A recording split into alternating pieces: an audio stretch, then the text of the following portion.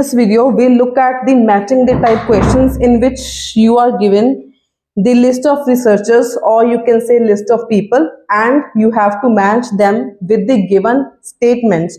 So the strategy, the method here is very important, and these types of questions are 99% are likely to come in the IELTS exam. So the strategy, the method to solve these questions is very, very important. So let's look at the technique and the strategies first. First of all, आपने सबसे पहले करना क्या है, you have the name of 4 scientists here: Caroline, Holger, Marlon and Moribaja. So there are 1, 2, 3, 4 list of people you are given in this question. So सबसे पहले आपने क्या करना है, पैसेज में जाकर जहां जहां पर भी आपको कोई भी लिस्ट ऑफ पर्सन का नेम नजर आ रहा है, you have to mark that name on in the passage. ठीक है, अगर हम स्टार्टिंग से पैसेज को ऑब्जर्व करें, स्टार्टिंग में इन सेक्शन ए अगर आप देखोगे, सेक्शन ए में आपके पास कोई किसी भी पर्सन का नाम नहीं मिलेगा. ठीक है, सेक्शन बी में अगर आप ऑब्जर्व करोगे, सेक्शन बी की एंडिंग में है कैरोलिन, तो आपने उसको मार्क कर लेना है कैरोलिन को. ठीक है, कैरोलिन फ्रू आपको साइंटिस्ट का नेम गिवन है. ठीक है, और आपने उसके साथ साथ क्या करना है, उसके साथ ही उसने कौन सी लाइन बोली है उसको भी आपने अंडरलाइन कर लेना है, मार्क कर लेना है. पढ़ना नहीं है अभी हमने, सिर्फ हमने मार्क करना है, चाहे मार्क ना भी करो तभी कोई बात नहीं है. ठीक है, उसके बाद moving on to section C. Section C में ढूंढो कौन सा मिल रहा है आपको पीपल, कौन से आपको पीपल का पर्सन का नेम मिल रहा है सेक्शन सी में. सेक्शन सी के नेक्स्ट पेज पे ये देखो, ये यहां पर आपको मिल जाएगा या हॉलगर क्राग, ये भी आपको मिल गया.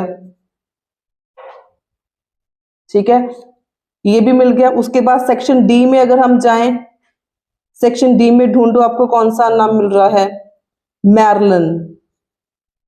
मैरलन हमें सेक्शन डी में मिल गया.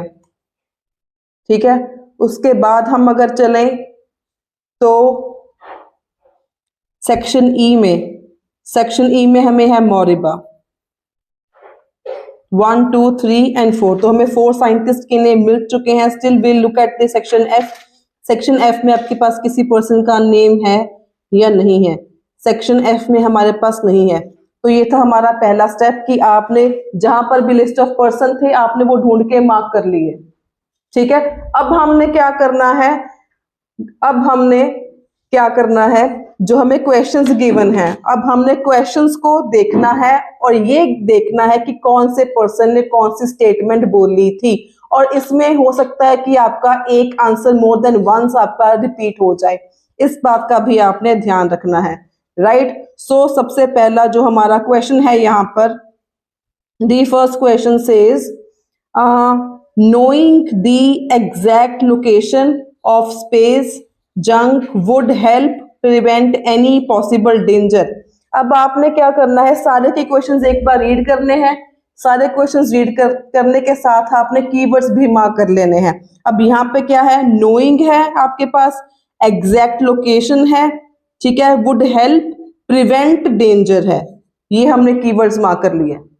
सेकेंड क्वेश्चन रीड करें, space should be available to everyone. Space available everyone and should be preserved for the future. यहाँ पे प्रिजर्व्ड है और फ्यूचर है. उसके बाद आपका आ गया अ रिकमेंडेशन. रिकमेंडेशन की बात कहाँ करी हुई है, recommendation is the keyword. Regarding satellites is widely ignored, ये बहुत इंपॉर्टेंट कीवर्ड है, वाइडली बहुत ज्यादा इग्नोर हुआ है. उसके बाद है there is a conflicting information about where some satellites are in space. मतलब इंफॉर्मेशन जो है वो कंफ्लिक्टिंग है, मतलब इंफॉर्मेशन में जो है वो डाउट है कि कहां पर सैटेलाइट्स हैं स्पेस में. तो हमने क्या किया, सबसे पहले लिस्ट ऑफ पर्संस को हमने ढूंढ लिया इन दी पैसेज, फिर हमने क्वेश्चंस के कीवर्ड्स मार्क कर लिए. अब हमने क्या करना है, अगर हम सबसे पहले कैरोलिन हमने ढूंढा था सेक्शन सी में, तो कैरोलिन ने हमें क्या बोला था, इसकी स्टेटमेंट पर जाओ. कैरोलिन ने क्या कहा था, लिखा ना सेज कैरोलिन, ब्रैकेट में लाइन है. अब ये बात नोट करने वाली है, जब हमें साइंटिस्ट का किसी पर्सन का नेम है उसके पहले एक ब्रैकेट में लाइन जो होती है वो ये बताती है कि उस पर्सन ने ये लाइन बोली थी. तो ये ही चीजें हमने मैच करनी होती हैं। उसने क्या बोला, if we go on like this we will reach a point of no return. अगर हम ऐसे ही चले जाएंगे देन हमें कोई रिटर्न का पॉइंट नहीं मिलेगा। We'll reach a point of no return. एक क्वेश्चन हमने रीड नहीं किया, 40th क्वेश्चन थोड़ा सा मेरे से मिसप्लेस होगा। ये है 40th question, there is a risk we will not be able to undo. Undo मतलब जो हो गया उसको हम वापस से ठीक नहीं कर सकते। Undo the damage that occurs in space. Risk है इस बात का कि जो हमने एक बारी प्रॉब्लम डैमेज कर दिया उसको हम ठीक नहीं कर पाएंगे। ठीक है, अब ये स्टेटमेंट्स हैं। अब हमने कैरोलिन का जब हमने लाइन रीड करी कैरोलिन की, तो उसने क्या बोला, if we go on like this we will reach a point of no return. We will reach a point of no return. अब ये जो लाइन है, हमने 5 क्वेश्चंस रीड किए, ये लाइन कौन सी स्टेटमेंट के साथ मैच कर रही है? ये लाइन मैच कर रही है अभी जो हमने स्टेटमेंट रीड करी, there is a risk we will not be able to undo the damage that occurs in space. ठीक है, इसके साथ ये लाइन मैच कर रही है। वहां पे क्या लिखा था, क्वेश्चन में था अनडू और यहाँ पे था will reach a point of no return. भी हमने जो एक बार कर दिया डैमेज को दोबारा उसको ठीक नहीं कर पाएंगे। तो इसके लिए जो हमारा 40th था उसका आंसर हमारा हो जाएगा ए। 40th के आगे आपने लिख देना है ऑप्शन नंबर ए, राइट। तो उसके बाद हम जाएंगे, अब हमें नेक्स्ट साइंटिस्ट का नेम मिला था सेक्शन नंबर सी में। सॉरी, सेक्शन नंबर सी में हमें क्या मिला था, हॉल्गर क्राग।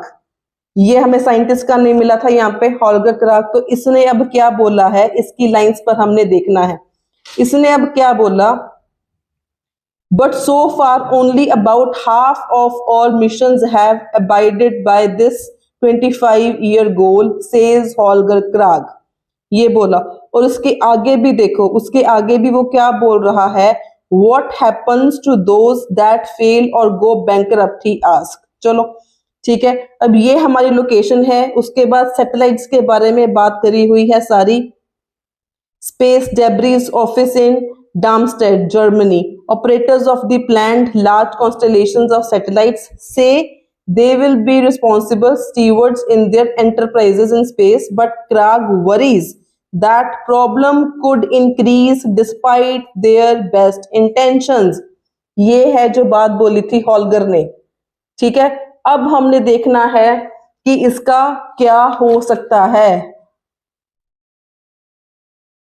ये स्टेटमेंट किसके साथ मैच कर रही है, ये स्टेटमेंट किसके साथ, अब यहां पर बात कर रहे हैं सैटेलाइट्स वगैरह की, यहाँ पे सारी बात कर रहे हैं कॉन्स्टलेशन सैटेलाइट्स दे से विल बी रिस्पॉन्सिबल, राइट। तो कहां पर कौन सी बात कर रहे हैं, कौन सी सेक्शन में इसकी बात की जा रही है? इसकी आंसर है आंसर नंबर 38।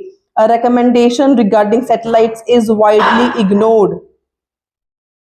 तो इसका आंसर हमारा आ जाएगा ऑप्शन नंबर बी, राइट। तो मूविंग ऑन टू नेक्स्ट, अगर हम रीड करें, नेक्स्ट हमें साइंटिस्ट था, किस कहां पर था नेक्स्ट हमारा साइंटिस्ट, सेक्शन नंबर डी में। ठीक है, सेक्शन नंबर डी में हमें मिल गया मैरलन। तो मैरलन सेज ऊपर लिखा हुआ है, if you knew precisely where everything was you would almost never have a problem, says Marlon. तो मैरलन ने ये वाला सेंटेंस बोला कि if you knew precisely where, ये है location, if you knew precisely where everything was you would almost never have a problem. ये हमने कहा रीड करा था, एग्जैक्ट लोकेशन वाला पॉइंट हमने पढ़ा था 36 का, knowing the exact location of space junk would help prevent any possible danger. वहां पर प्रॉब्लम था, यहां पर डेंजर है। सो 36 का आंसर हमारा क्या हो जाएगा, सी, मैरलन वाला आंसर, सी, सी है ना, मेलन वाला आंसर सी।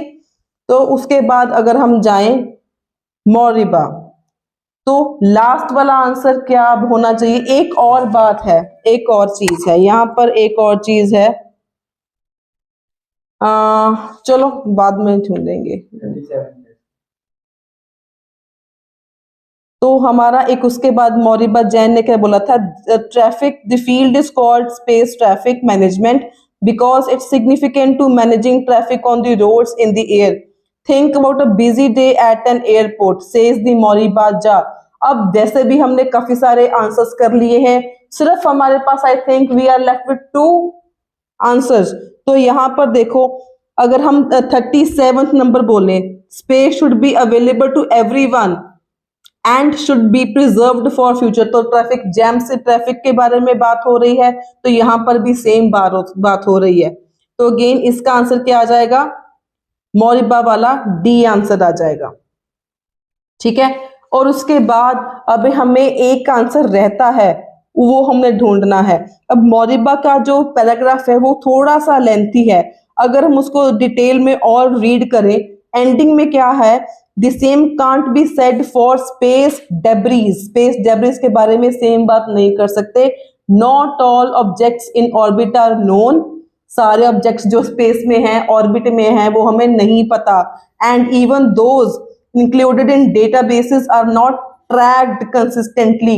जो डेटाबेस में है वो उनको ट्रैक भी नहीं किया। तो हमारा जो एक ऑप्शन, एक क्वेश्चन रह गया था, there is a conflicting information about where some satellites are in space. भी हमें पता ही नहीं है कहां पर है। ये बात किसने बोली थी? अगेन हमने कहां पे रीड किया? मौरिबा वाले पैसेज में रीड किया। उसने ही बोला था कि not all objects in orbit are known, हमें पता ही नहीं है और वो ट्रैक भी नहीं हुए। तो उसका भी हमारा आंसर क्या आ जाएगा? Option number D.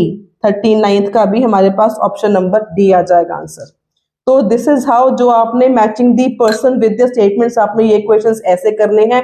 पहले आपने ढूंढने हैं साइंटिस्ट के, पर्संस के नेम, उसके बाद आपने लोकेशन पे जाना है और 1 by 1 आपने अपने आंसर्स को, स्टेटमेंट्स को मैच करना है। And these are very very important questions, आपको पक्का ये पेपर में आने के चांसेस होते हैं। So like this video, subscribe my channel for more daily videos on IELTS. Thanks a lot.